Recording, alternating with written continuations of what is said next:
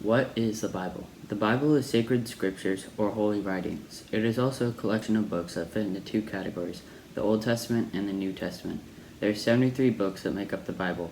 The word Bible comes from a Greek word, biblios, meaning books in English. How can we know God? There are many different ways us as humans can know God. We can know Him through our search for happiness and meaning, the Bible, love, creation, along with our thoughts and reasons. Whether knowing God is taking a walk in the park or going to see a movie, God is constantly calling us to be in a righteous relationship with Him and to become close to Him so that we may live a long and happy life. What is salvation history? Salvation history is the pattern of events in human history in which God clearly reveals His presence in saving actions. God shows us He loves us and that each and every one of us is uniquely created for our purpose that He wanted us to be made for. How did God call the early leaders of Israel?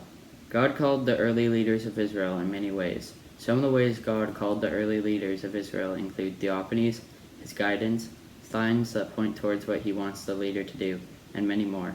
God calls on leaders whenever His people are in need of saving, and He continues to do so today.